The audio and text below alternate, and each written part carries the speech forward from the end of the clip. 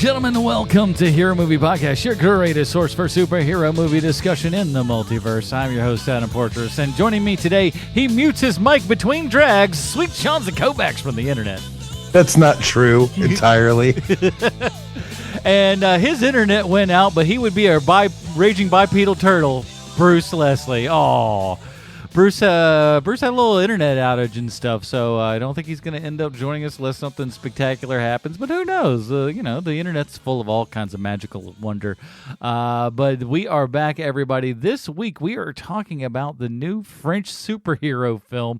Oh, how many times have we said that on this podcast? It almost seems cliche. I'm tired of you saying it. I was like, another French superhero film? I say. It's called Smoking Causes Coughing. It's available on VOD right now.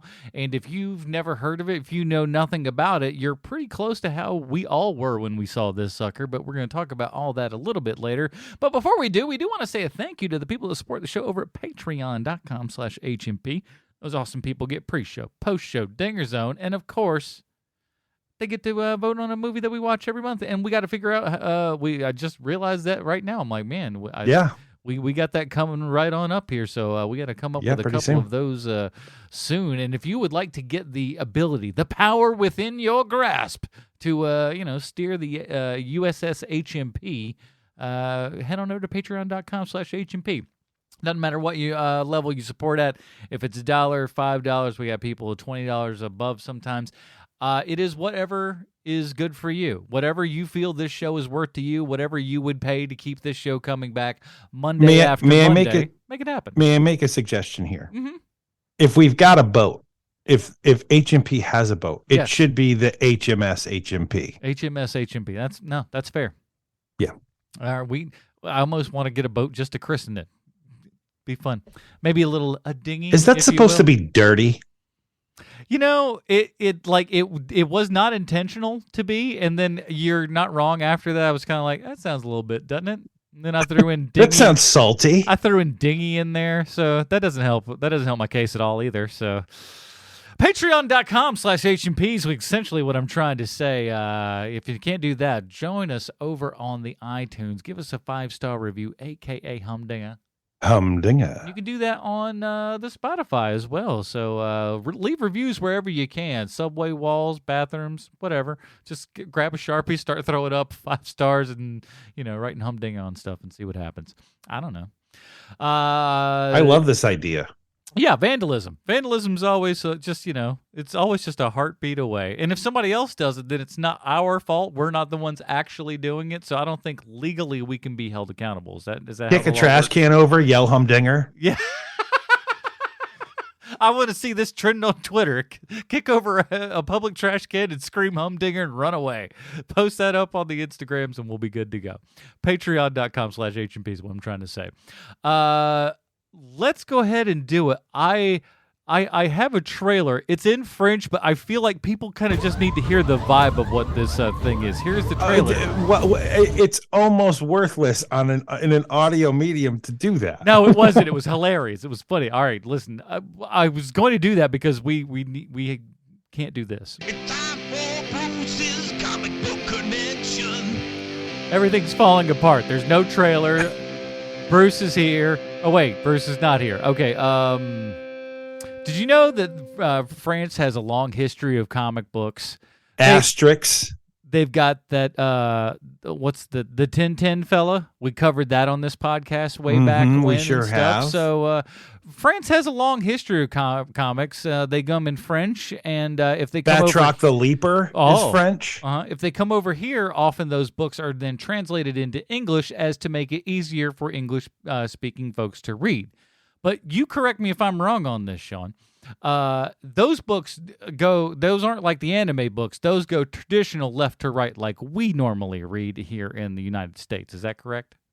On I think the one time ever that I bought a French comic book, I think you're right. I'm going to say I remember you being correct. It's traditional. Otherwise, you can't go Pulp Fiction in like those like the anime books. Don't start at the end. It's gonna mess you all up. Unless you're one of those people that likes reading that in. So what do they say? You read the last page, so if you die, you know how the book ends? Yeah, that's Billy Crystal and When Harry Met Sally. Oh yeah, that's right. There's been a lot of Harry Met Sally over on HMP over the last couple of months between this and we had another episode, and then there was the one with Harley Quinn. Or we Well, referenced I that always yet bring again. up the fact. I always bring up the fact that Billy Crystal destroyed it for all white guys everywhere by mentioning the white man overbite when they're dancing. Yeah. And nobody can do that anymore. So I'm trying to bring it back. The white guy overbite when you're dancing. Overbite simulated boxing. Yep. Just kind of like I'm just fighting just a kind of a very short ghost. That's right. I enjoy doing that, and I'm going to start doing it again. Come on, short ghost. Yeah, like I think it's been 30 years. We can do it again. I think we just need to, embrace our whiteness. Just lean into it. Just lean into being the bad dancer and the kind of just, It's all going to be okay. I'm just going to dance in here. We're going to have a mayonnaise sandwich. It's going to be A-okay. How's that for a comic connection? I think that's wonderful. I want to bring something up before we get into it. Oh, but you've got your thing, don't you? Oh yes, if that amazing comic book connection that we just pulled out of a well prepared sack of preparedness, if that wasn't enough, let me sell everybody on this French Power Rangers movie with blood and cursing, because this sucker's got everything. We got car riding, binoculars borrowing, head butting, jump kicking, arms to the sky with maniacal laughter, salami talk, giving cancer to Gamera, Mercury self-doubt, blood and guts everywhere, blood splatters everywhere, robot butler, laundry talk, clean peeing, jug adjusting, rat Bosley puppet, a plan to destroy the world, but first, a forced vacation / team building trip. Yeah. Dramatic music about how much God loves smoking Havana cigars. Does he now? I'm not understanding that. But it turns out that's a song that's playing on a radio, because don't worry about it. That's all fine.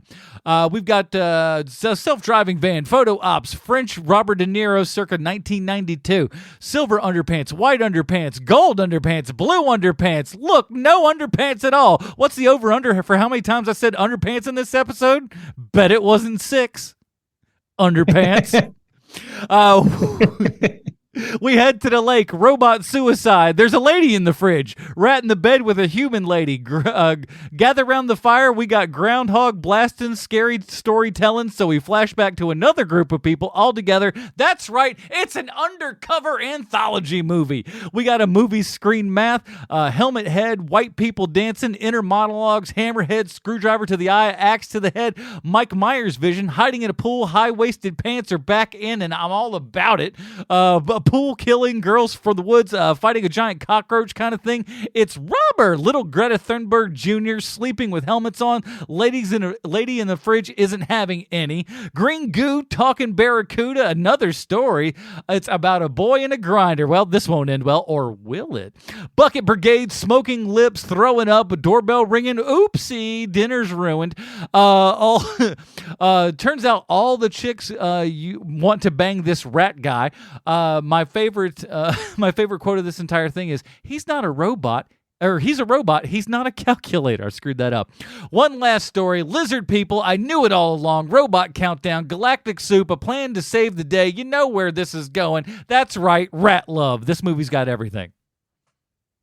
I have got to congratulate you on finding this. One of the things that I really want to start to lean into is the stuff that no one else is doing. And this French movie that's basically the Power Rangers, but there's smoking involved in it, is definitely it. And when I looked around, because I was scratching around to see what other people thought of this movie, there is a New York Times article about this movie, which I just found shocking. I found it so shocking. And it's one of those things where I think that if this was made in America, like, there's no way it would have the pedigree that this movie does, but because it wasn't, it was made in France. It has an article in the New York Times. And this is one of the dumbest, but funny, but dumb movies we've ever seen. Yeah. It's silly. It is. It's very silly. It is blessedly short. I think that if this movie was an hour and a half, it would have become torturous, but it's not. And as a matter of fact, I think it's 80 minutes, if I'm not mistaken. Yeah, it's not long. It is not a long movie. As I was saying off air, it's one of those movies where you have literally no idea where this thing is going. Yeah, hour 17, so just under actually. And so it's one of those things where it's probably not most of the HMPers cup of tea, but it is interesting to watch. And another thing that we mentioned earlier is that it's a lot like, it has that same feel of Italian Spider-Man, although Italian Spider-Man is so well done that those guys got their own TV show after that short came out. And I don't think that this is as good as Italian Spider-Man. I think they're very different in a lot of ways, to be sure. So this is from the director Quentin Dupois. I'm going to say that as Frenchy as I can. I'm sure it's probably I'm going to pronounce it Dupois. So.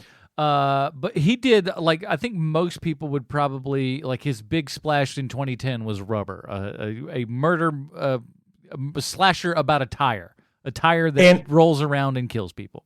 So I didn't realize it was that far back. So he's been making movies since what did you say, 10? 2010, his first, I don't know how long this movie is. Let's see how long this, that's a 3-minute. I think that may be his first feature. No, non-film is his first. 2002 was his first feature at $1.15. Wow. So yeah, he's been at it. He did a movie called Steak in 2017 or 2007 rather, and then Rubber was his big hit. And then after Rubber lands, he can basically do what he can make the movies he wants to make. Yeah, I know, and it's funny because Magnet is the same company that distributed Rubber back in 2010. So this is the same company. I don't know if his subsequent films that are between Rubber and this, like Deerskin, was probably the other big one. I'm not sure. Like, I think. Well, we'll get into that later. No, different thing altogether.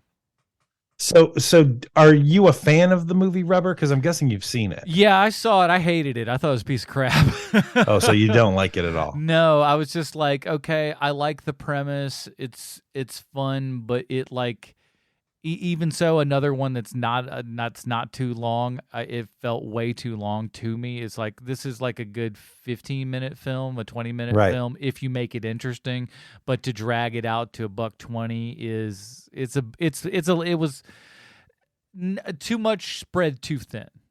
That premise feels so much like Murder Bed, the bed that murders people. Yeah, or whatever the name of that movie is, and it for about 10 minutes.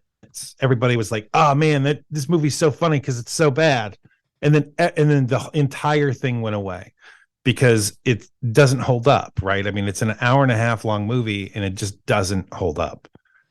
Yeah, and unless it's like something that's like so bad that it's good, like your Mac and Me's, because Mac and Me is an ET also ran, but like it's so bad that it's just and it's just competent enough that it like skates that great line of like, it's bad, but I also kind of enjoy it because it's bad. Well, it also has that thing that Rich Evans from Red Letter Media has said, which is that it keeps surprising you with how it's bad. Like it's bad in different ways. Yeah. Whereas I'm guessing that something like Rubber is on purpose and is winking at the camera, whereas Mac and Me is not. No, they came after that Mac and Me. They wanted to make $1 million. They wanted to make that ET money, and because ET was just there forever, and they were like, "We can do that." ET's been like, it was like, I don't think people understand. It was literally #1 at the box office for like 20, 60 weeks, like on and off. Like it would lose #1 spot and then go back a week or two later. It was kind of just unreal the tear that movie was on. So they were like, "Oh, we're gonna make one of those." But ET was such a big movie that I saw that movie with my parents twice. My parents have never been to the movie theater to see a movie twice. That's ever. Steven Spielberg, boy. You get him in the seats. Yes, he do. But this movie, like it feels like at least there's characters involved in this one, and we have dialogue. Because Rubber was like it was a silent film, but again, I don't know that he like it didn't feel like he understood the kind of while silent films are, yes, indeed silent, they are still always telling a story as they are going along and being interesting as to tell that story. And that rubber just didn't work for me at that. So at least this, we have characters that are speaking dialogue, and I was at least grateful for that. So let me ask you this. What do you think he had first? Do you think he had the idea of French Power Rangers first? Or did he have the idea of breaking up this movie into segments? Yeah, I think this was it was an anthology and look in search of a story. Yeah. I think, or possibly, which also sometimes happens, as I think people know, you have some sets or costumes or something laying over, or you've designed something and then go, okay, here's this. Let's design something around these outfits, or like these giant monster costumes. We have access to that, or we can make these, or whatever. I feel like, oh gosh, because it's tough to say, because there's a gore factor in each one of our kind of stories, be they our surrounding story or the stories that are told by our characters. There's a gore factor to each one of them, which is nice. So it always but the gore isn't realistic in any way. No. Like I mean, the gore is like Psycho Gore Man. I mean, it's that level of gore. Yeah, you're just literally cartoonish buckets of blood on people, Right. in when you see someone that's being eaten up by a crusher machine, you don't A thresher. you don't go like, oh my god. Well, you do, but not like, you're not disgusted, because again, it's cartoonish, over the top kind of thing. It's not. It also super helps that guy is like, I'm fine. Yeah, he's not screaming, he's not in pain or anything. Yeah, you see a guy who's just getting, eaten up by a thresher, just going like, no, it's okay, we're good. It's not so bad, actually. It was. I wrote down in my notes here that this was the new just a scratch going on. Yes, definitely. I mean, there's no way that that entire segment is not lifted from Monty Python, because that is literally the whole point of that scene, is that he is completely unhurt every time that he gets an arm or a leg chopped off.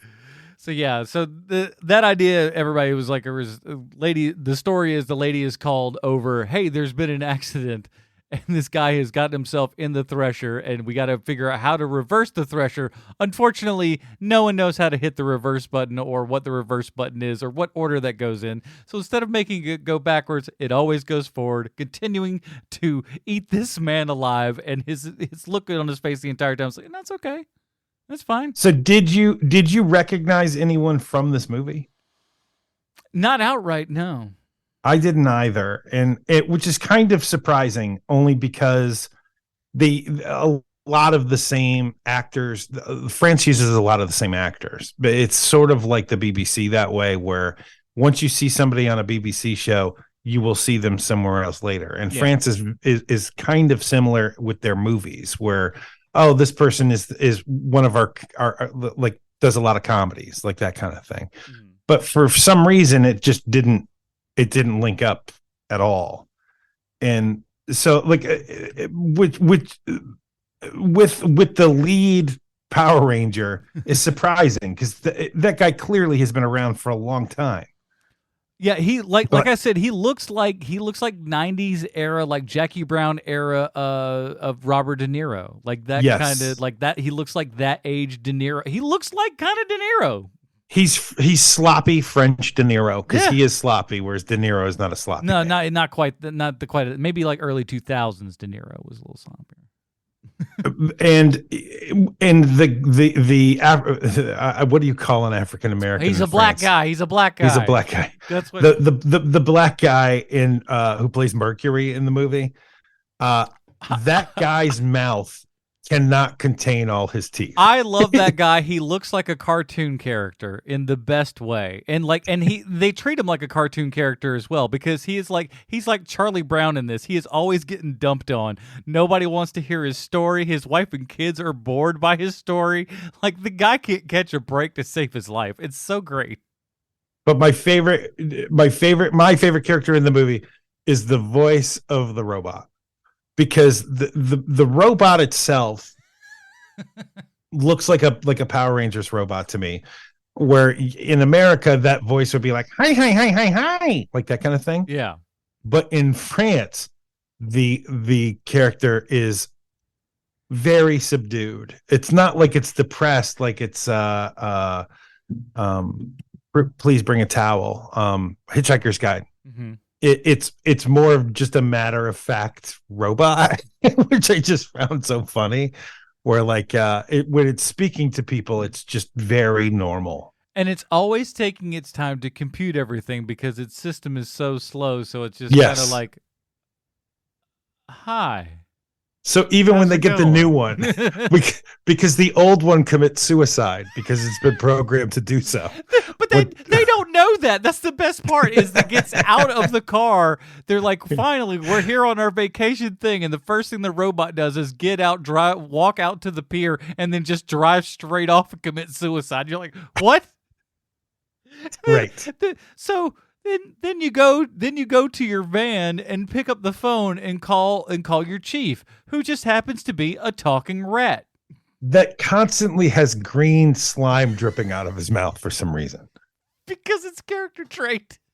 Like they literally make it a character trait within the actual show itself of like, oh yeah, that's what he does. Got that green stuff hanging out of his mouth all the time. We never say that he's a rat. We never talk about, as far as we're concerned, that's a person.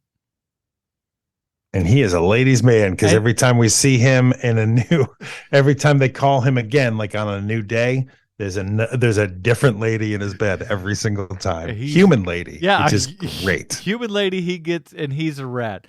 But he is a rat puppet. Oh yeah, a crude rat puppet that barely like goes along with its actual dialogue. It's kind of literally looks like Splinter with a jumpsuit on. I mean, that's literally what he looks like. But he's in here and he's giving you these little directions and stuff. He's very serious. He's very serious. This rat. Yeah. His little tiny beady eyes and everything. It's also kind of off-putting. It's just an off-putting puppet because it's so crudely done as well, and it's just like, all right, I like it. It's fantastic how gross it is. But what's even more amazing is how apparently all the ladies on this team want to get with this rat. Yep, unbelievable. Yeah, it's the best part. But like, wait a minute. But I do like how the one girl who like. She's doing everything. She's hiking up the chowder buckets before the video conference call, so he'll notice and everything. Later on, because she calls back and finds him in bed with a woman, and she's like, "Oh, I can't believe this. This is no good." She talks to another lady Power Ranger, and just goes like, "I can't believe it. He's in bed with another woman. I can't. This is beyond me." And it is at that point that she just goes, "Oh, yes, he is a rat. And how will you do anything with him if you were together?" She's just like, "Well, like if you can't have sex with this rat." And she's just like, "Well, I mean, I've never done anything before, so I don't really." She's like, Yeah, but you've kissed somebody, right?" It's like, "Yeah, I've done that." Well, imagine if you're kissing this rat, wouldn't that be gross? And then her thought was, "Oh, yeah, I guess I never really thought about it." I never thought it all the way through, is what she says. There was a real missed opportunity with this movie, which is that the black guy kept trying to tell his story, right? And then it just kind of goes away. But what would have been great is he's about to tell his story and it constantly gets cut off with the other stories. Mm-hmm. And then at the very end of the movie, it's his turn to tell a story. And just as he's about to start talking, the movie ends. That would have been great. Well, you know where they could have put it? They could have put it in, and there was one, in the after credit sequence. I saw the after credit. Yeah. If they would have put that there where he just goes like, "Okay, here's my story," and then like it either cuts to black or goes nuclear and they go back in time, whatever right. To stop him for that last little thing. You're right. That would have been a great button for the entire movie there. Just having that last like, "Hey, here's my joke. No, or my story. No, your story is no good." You know what this movie really reminds me of? The first time I saw Aqua Teen Hunger Force. Yes. Like now, Aqua Teen Hunger Force, you know what that is. Everybody knows what that is. Everyone's seen multiple episodes of that show. But when the very first time I saw it, I was disappointed because they don't actually do anything. No, there's They're not a always lot. in their house. Not a lot that goes on. Not Right. a lot of set changes and Right. They're fantastical always in their stories. they're always in their terrible, awful, dumpy house. 4 locations. Right. And that's the joke. And so at first, thanks to Aqua Teen Hunger Force, the joke of this movie is that they really only fight one guy in the entire movie, and it's at the top of the movie. And so it kind of grew on me, I guess, because I really wanted to see them fighting giant monsters, but that never happens. Yeah, not for a long stretch, but you have like the one flashback, but that's a video. It's a video they're watching. But, yeah, exactly. But they're not doing it. No, not within the movie itself. So like even then, you see some, but that's not going on right now. That's more or less them just kind of showing it to this little girl, going, "Here's what we do. See, we fight this cockroach monster." Right, and I do like when you're watching the video with that girl who is twice as creepy as anyone else in this movie, and they rip off that monster's face, and she's like, "That's just a guy in a rubber suit." It's so funny. They brush her off like, "Hey, listen, you don't know, like, you know what you're talking about. You don't know what you're talking about, Just little girl. Shut up." We're aware of all that, but you don't think that that's still an important thing that we got to fight this guy, huh? You think about that. You know, I mean, there's good moments in this movie, but the thing that really recommends it is that you have no idea what's going to happen from scene to scene, and I really enjoy that, especially since we are on a superhero movie podcast where everything is beat by beat, all the time, and so to have something where literally you have no idea, like, what, we're at a farmhouse now, like, what are we doing at this farmhouse? These, like, people are telling each other stories, and we flash to the stories because really, like you said at the top of the show, you know, this is something where it's basically a campfire stories movie, but just surrounded by the crap of a Power Rangers ripoff, French Power Rangers ripoff, which I find interesting. Like, that is interesting to me. It doesn't make for a great movie, I will say that. Like, this isn't something where, like, somebody goes, "Hey, what have you seen recently that's really great?" I wouldn't recommend this movie, but it's something where I'm like, I'm really glad I saw this. Yeah, you can't recommend this to most people because they're not gonna understand. They're gonna get to the end and they're gonna be like, "Well, why did I just waste 90 minutes watching that?" Because it doesn't go really much of anywhere, and that's kind of the point, though. But again, it's following that kind of, that really is grown huge over the last couple of years, is kind of the anthology film and stuff. And a lot of people don't think about that, but between your, like, VHS Trick or Treats, the ABCs of Death, there's VHS. There's a couple more. Oh, I forget what the name of that was. There was one they did on Joe Bob Scare Stories, something like, I forget what it is. But there's, it's coming. It's like there's a lot of these things out there, and you don't see it in the superhero realm, which I thought was fun. Even though those aren't necessarily superhero stories in the flashbacks per se. But I think it's almost false advertising. Oh, what this movie is, because they really aren't. They aren't doing that, and maybe the best joke in the movie is at the end, where there is a giant supervillain who is going to destroy the world from another dimension, and he ends up getting murdered by his wife and his kid because they hate him. They're just like, because they don't like him. He's terrible. We want him out of here, so we're going to poison him at dinner. Oh, guess what? It turns out the apocalypse is off. Sorry.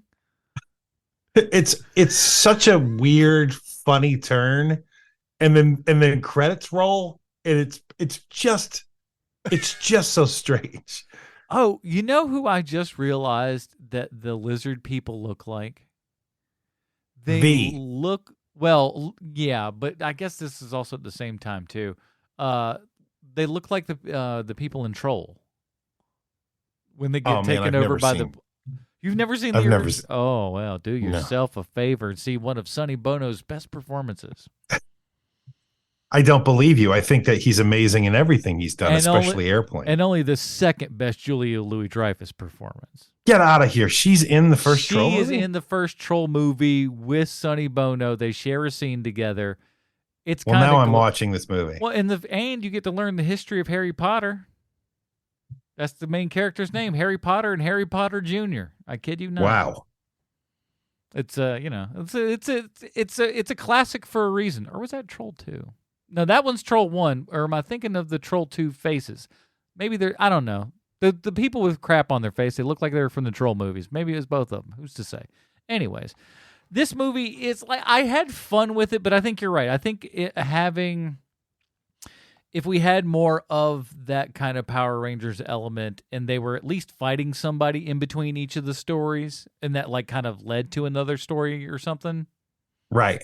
Like maybe that would work. Or if in some way they were tangentially related, those stories then to those characters, and we saw those characters within, bloody situations or whatever, that might bring it into I don't know, because we're going, it's so far afield, but then again, those probably would be the types of stories that those people would tell, I guess. I don't know.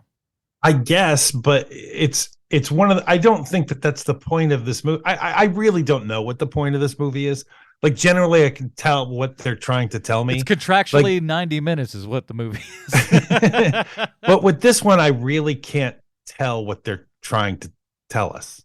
Like they're like, I get the smoking allegories and stuff like that, and like the Americanism of all that stuff. Like, I get that part, but that's not really what this movie is about. And so I can't figure out like what are you trying to tell me, dude? And I kind of like the fact that I don't really know. And okay. All right. Like let's think about it from one, or at least one standpoint, because the only one that I'm thinking about that just kind of sticks out as like kind of a theme, I guess, and maybe we can see if it kind of relates to the other ones, is the Thresher one, right? Uh-huh. So is that the kind of theme of that more or less blindly going forward no matter what, even if you know those consequences are bad, but you're going there anyway, you think you know what you're doing, but truth of the matter is you really don't. Even you'll try to make the best out of this bad situation, but at the end of the day, it's gone, it's over, and it's just a bucket of crap that a dog picked up and ran away with. Mm-hmm. And now, can that be applied to any of the others? Just that kind of like going. No. Yeah, I'm trying to figure it out. I'm like, not really. There's no. I mean, it's funny because the visions, like the visuals that they show you with the Thresher scene, it kind of takes over the rest of the movie after you see it, right? Like I barely remember the other anthology stories in this movie because that one is so visually stunning. There's something about a guy stuck in a thresher. There's something about a mouth and a bucket of blood. Like, all of these things are interesting to look at. Smoking a cigarette, the look. Smoking a cigarette and then having to puke. I thought that was an amazing touch. I was like, wow. Because, first of all, it's a tough thing to do special effect-wise, to figure all that out and to shoot it out there by the side of the road and stuff. So that's actual work. But it's a story thing that makes sense, and it's really, I thought that was super clever for them to do. And then the whole thing leading up to it, here it comes, we're finally gonna and whoops, it's just great. Love, and that's most of the stories too are also just shaggy dog tales. I think that's really what they all share in common. It really is just kind of wasting time.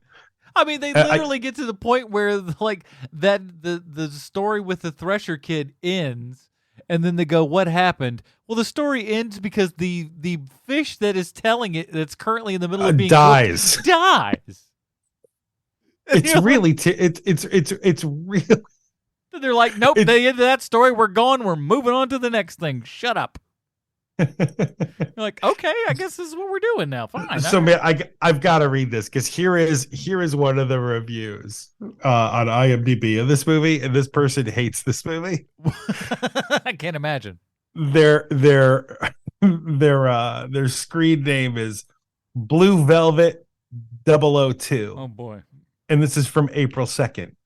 If you want a movie that is weird to the point where you're wishing you were reading a 700-page Bertrand Russell, and then in parentheses, he was a philosopher, mathematician, and smoker, in parentheses, Oh. book, instead, then put this film in front of you. Otherwise, I find the film's supposed hilarity that so many viewers think it definitely possesses about as brilliant as a dog's critique of The Great Gatsby. Woo! How are people finding this film a good way to pass the time? How are reviewers enjoying even 5 minutes of such detritus? They give this gory and unfunny piece of art the time of day? I tried to give Smoking Causes Coughing a chance, despite the maddening weakness enveloping the whole thing. However, I walked out of the movie theater oh, wow, this is weird. However, I walked out of the movie theater following about an hour and 10 minutes of viewing. I'm surprised I sat in front of it as long as I did. Weak. You made it 5 more minutes and you'd have made the credit scene, lady. And it would have been done, right. And they gave it 1 out of 10 stars. Don't worry, it all wraps up real well in that last scene. That's the best part, is that you left and really you didn't miss a thing.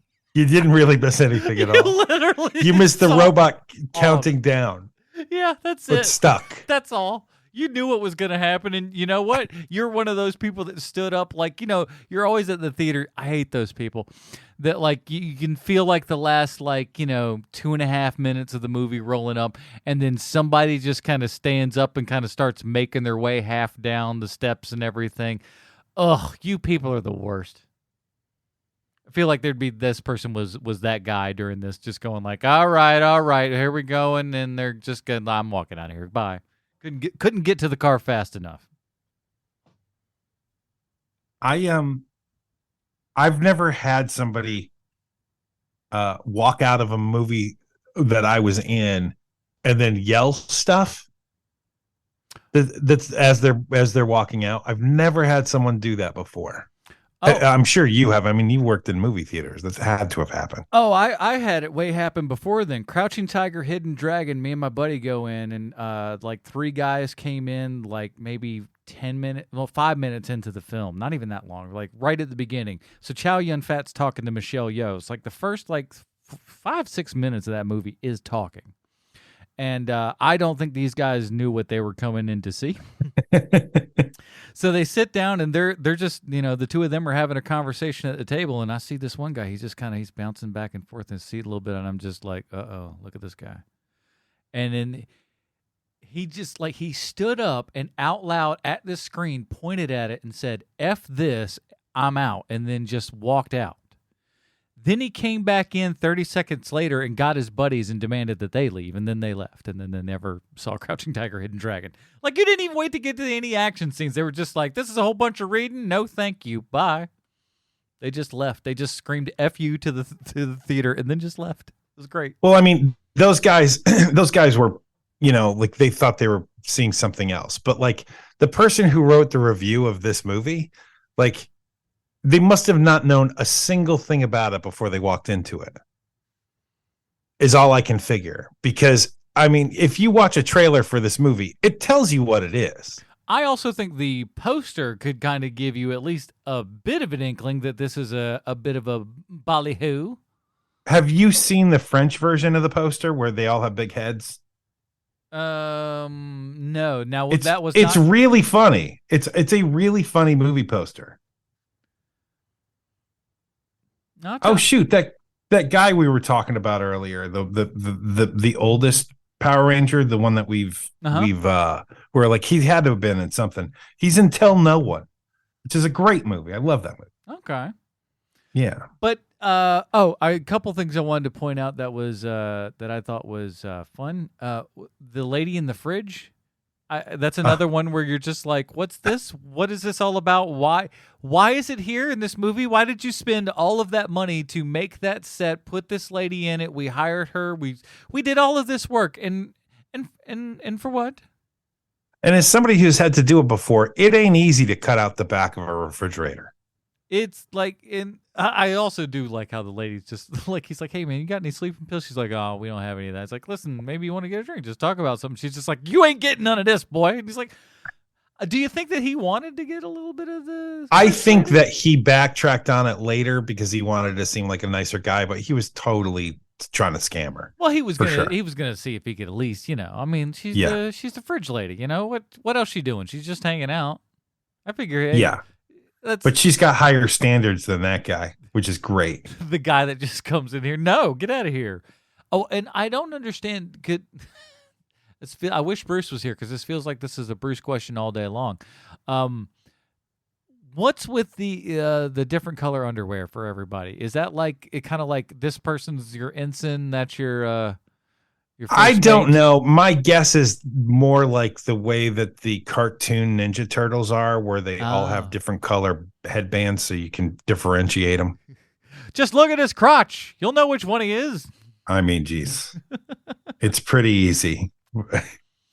Oh, and just a quick tip to anybody out there: if any of your loved ones try to feed you a soup that they say is galactic and it just looks like gray paint, maybe don't eat the gray paint. It's poison. Like, I'm just like, well, of course you're dead. You ate latex paint. That's what they just poured in some grandma's candy dish. It and sure you just drank looked that like some down. straight up oil based paint. It Just really like, did look like that. Just drink it up. It's good and nutritious for you if you have that kind of lizard face thing going on. But yeah, I do enjoy that. I thought that was one of maybe the first time that I've ever seen that of having the henchmen's or the evil guy's wife and son murder them Murder the bad guy. It's pretty great. with soup, no less. And then they just high five, and then it's all over. High there's, five. There's no other plan, no other. Just like, I think he's doing it the wrong way, and we need to kill more people or something. No, That's no. literally It's just to we're me stopping. to me that was literally the best joke in the movie because it's the only joke in the movie where like it makes sense. You know what I mean? Like it doesn't come out of left field. What comes out of left field is the high five at the end, but like the fact that they do that he just gets poisoned by his not by the wait staff or any of that. It's literally his wife who poisons him. And It's great. In a fantastic minimalist black cyclorama set that just spared no expense. It's just pretty great. Just straight black in the background. It's just like, you don't know where this is, and never you mind where it's at. Shut up and look at the thing. It's another dimension. How do we know what that looks like? Yeah, that's what might be what that looks like on their planet. You don't know. You ain't been there. What do you know about anything? You've been to space? I don't think so. But you know who might have been to space, and he might relate back 1-to-1 with this movie is one Sylvester Stallone. Why, thank you, Adam. I have a prepared statement. Oh. Good evening, Mr. Stallone. This week's Stallone Connection takes place at the 2019 Cannes Film Festival. 2019 was a big year at Cannes. Parasite won the Palme d'Or. The Lighthouse premiered, and Once Upon a Time in Hollywood was a big hit, which made Tarantino even more insufferable as he spoke about how important film is, and by the rule of transitive property, he is. But there was another Quentin at Cannes that year. Quentin Dupois. I'll call him Quentin Dupois, who premiered his new movie called Deerskin. Quentin Dupois also happens to be the writer, director, and cinematographer of Smoking Causes Coughing. But back in 2019, he was trying to get a distributor for his new movie, Deerskin. Deerskin would end up being a well-received, well-regarded movie at Cannes, but no one would buy the film. And it's really a shame because at the time of this podcast, Deerskin would turn out to be the most normal movie that man's ever made, which is to say, it's a movie about a man's obsession with his designer deerskin jacket that causes him to blow his life savings and turn to crime. You know, like a normal movie. At that same Cannes Film Festival, you also premiered a new movie you starred in, Mr. Stallone, a movie called Rambo 5. A movie that had absolutely no problem finding distribution and wasn't part of the nominating. It was more of a, here's the latest Rambo to see in case you can't get into the screening of Parasite. Mr. Stallone, in case you haven't seen Rambo 5, and who could blame you, the audience is supposed to believe that a 70-year-old man built tunnels below and around his house by himself, and that a 70-year-old man who has done nothing but combat missions for 50 years can still walk without problem and speak in complete sentences and only wants to live the rest of his very short life in peace. Neither film went home with an award from Cannes. However, Deerskin did win Best Film at several other festivals. And while Rambo wasn't well received by audiences or critics, it was nominated for Worst Film of the Year by the Hawaiian Film Critics Society, which is a thing. Who knew? But it also won the Worst Reckless Disregard for Human Life and Public Property Award from the Razzies that year. So at least there's that. By the way, Sly, how much longer are the Razzies going to go on? Is there anyone who looks forward to them going after whichever movie you or Madonna are acting in? Can we as a society quietly put this down, much like we did over 20 years ago with Celebrity Deathmatch? Anyway, the Stallone connection this week is writer, director, cinematographer, and overall true weirdo, Quentin Dupois. I hope to hear from you soon. Sweet Chauncey from the internet. I think we could bring back Celebrity Deathmatch. They tried. I think they tried for like a hot second, but it never really. The joke is over once you see one of them. Yeah. What a time. What a time we used to live in. Well, here at Hero Movie Podcast, we have our own patented Robin rating system. If you'd like to find out what that is, head on over to reddit.com/r/Hero Movie Pod. It's right there at the top of the screen. Sean, where does smoking causes coughing fall in the Robin rating system for you? Man, I am at crossroads with this movie because I really want to see more things like this. But my word, this was a strange one. I'm going to go with a low Damian Wayne just because I'm rooting for this movie. I want this movie to I want to see more movies like this, and I don't mean exactly like this, but something where a movie that's taking a chance. I would love to see that. I've as I've said for 1,000 years, a movie that is weird is 1,000 times better than a movie that is boring. And this is not a good movie, but it's not a bad one either. And so I'm going to go low Damian Wayne. Yeah, I agree. I'm going to go Damian Wayne on this one as well. Probably a little bit higher than yours, mostly because because I knew my viewing schedule, I'd have to, because I needed to watch twice for the show on account of, I purchased it, so it feels like I have to go up a little higher of a grade. You know how that. I purchased it as well, man. So you know, when you go to Blockbuster, you're gonna kind of like that movie a little bit more than you probably would have if you would have streamed it on Netflix, because you went out to the store, you made a purchase, you purchased it with money, and then you drove back, and then you watched it, and you got late fees. So you're gonna put a little bit more stank on it. You're gonna like that movie probably a little bit more than it actually deserves because you put in some effort for it. This movie, I just like, I wish there was a little something else that you could grab onto. It's not quite there, but like you said, they made enough of an effort, and there's just something about it that, like I said, we started it and we didn't know what's going on. You don't know where this is going. You may not necessarily dig where it ends, but it's an experience, and it's certainly not like anything else that we've really reviewed on this show. And for that, I feel like we got to give it some sort of credit, you know?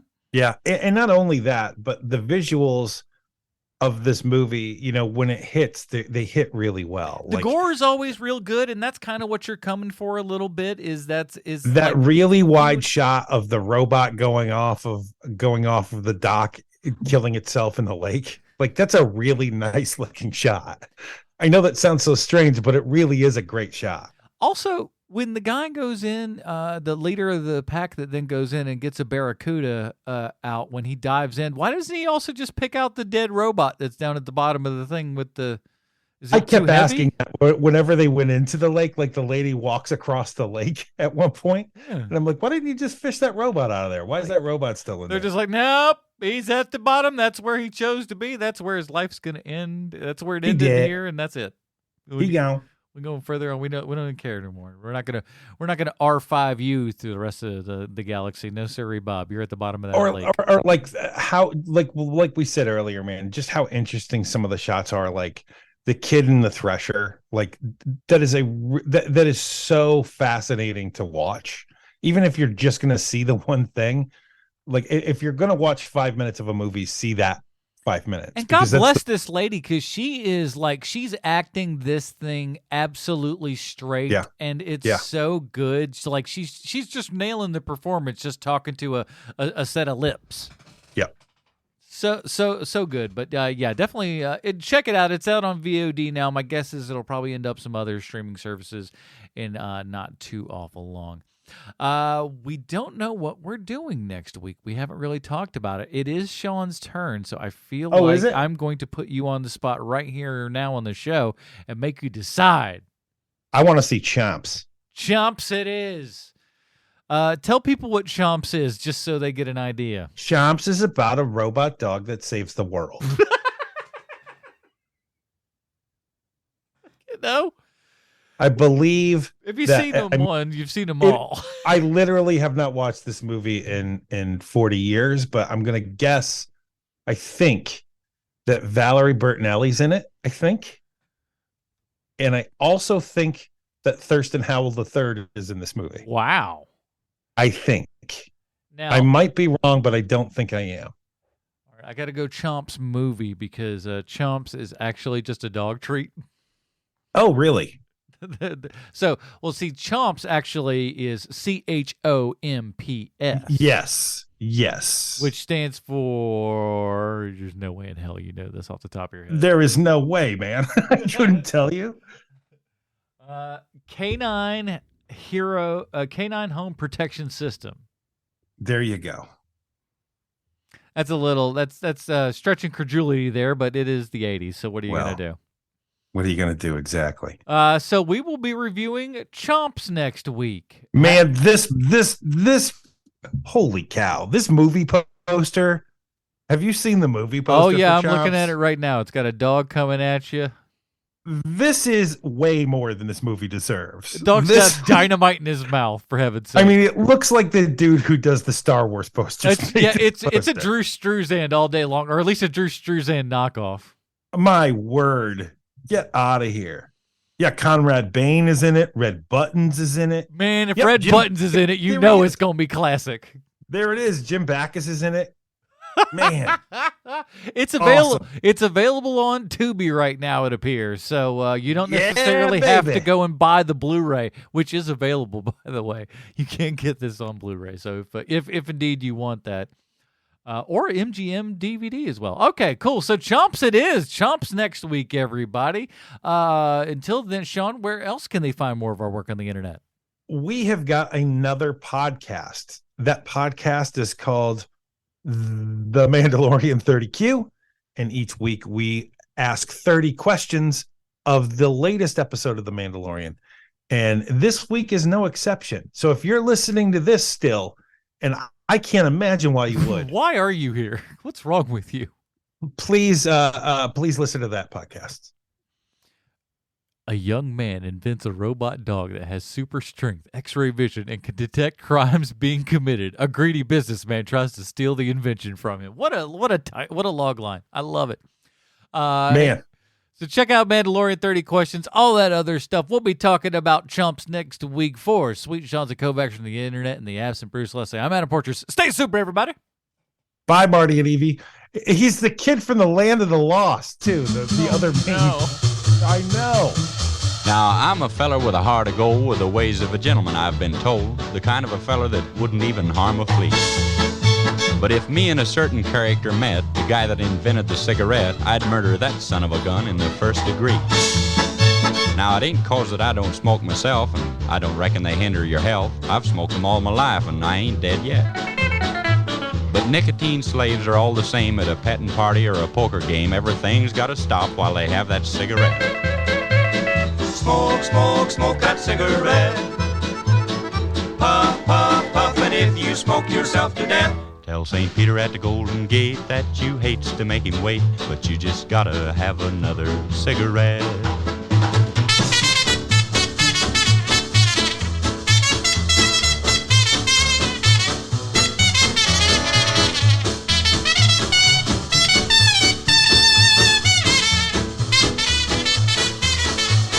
on a game of chance the other night, old Dame Fortune was doing me right. The kings and the queens, they just kept on coming around. Then I got a full and I bet it high, but my bluff didn't work on a certain guy. He just kept on a-raising and a-laying the money down. Now he'd raise me and I'd raise him. I sweated blood, I got to sink or swim. He finally called and then didn't raise the bet. I said, ace is full, pal, how about you? And he said, well, I'll tell you in just a minute or two, but right now I just gotta have a cigarette. Smoke, smoke, smoke that cigarette. Puff, puff, puff, and if you smoke yourself to death. Tell St. Peter at the Golden Gate that you hates to make him wait, but you just gotta have another cigarette.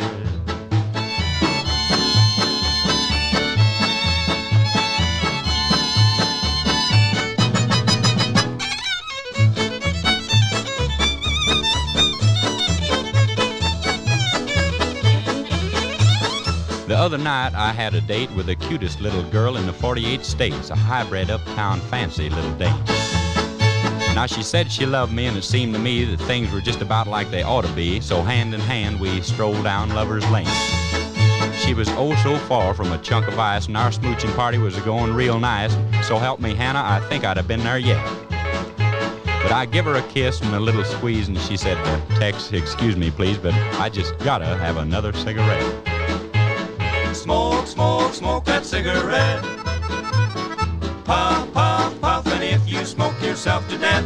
Tell St. Peter at the Golden Gate that you hates to make him wait, but you just gotta have another cigarette.